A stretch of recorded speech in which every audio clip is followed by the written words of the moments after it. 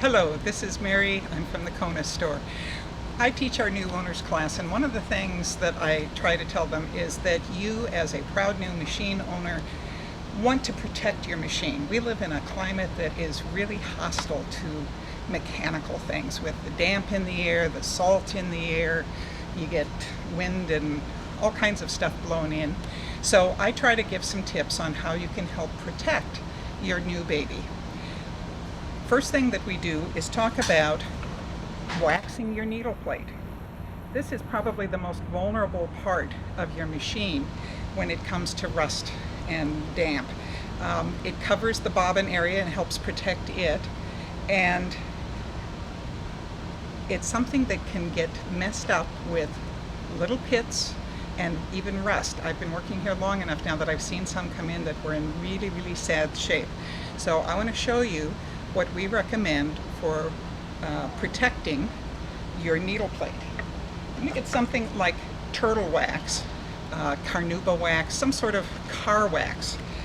In this case I have the liquid, which you want to spray onto a cloth. You don't want to spray it directly onto the needle plate, but you spray some onto your cloth and then wipe it on the surface of your needle plate.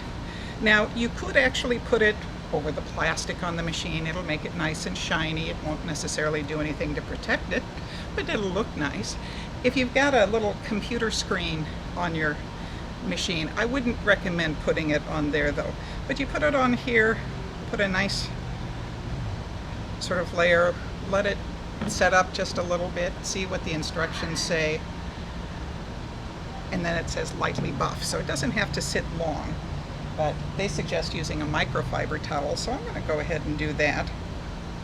What this does is it puts a nice little coat of protection on top of the metal so that whatever damp is in the air isn't going to be able to get down to the bare metal and create pits and holes in it.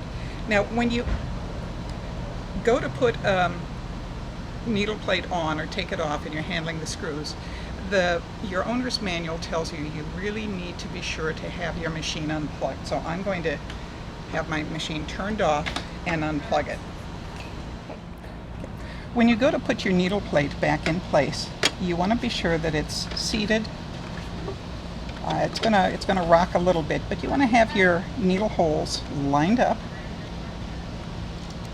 And you see I've got the machine turned off for safety's sake, because believe me, you don't want to drop something down inside and form an electrical connection where there's not supposed to be one, because that's how sad things happen to brand new machines.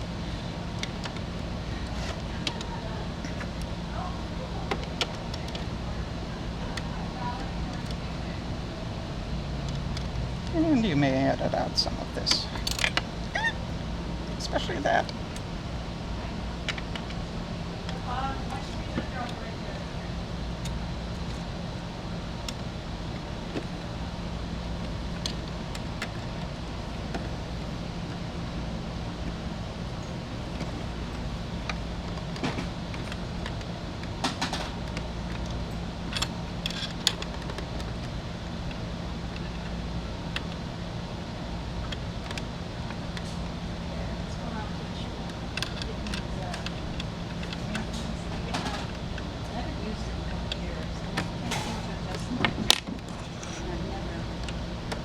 Snap the needle plate back into place and put the presser foot back on. You don't have to take the presser foot off, but I find it more convenient. And now you can plug the machine back in and turn it on and see just how shiny that plate is, and you know it's going to be protected from the weather.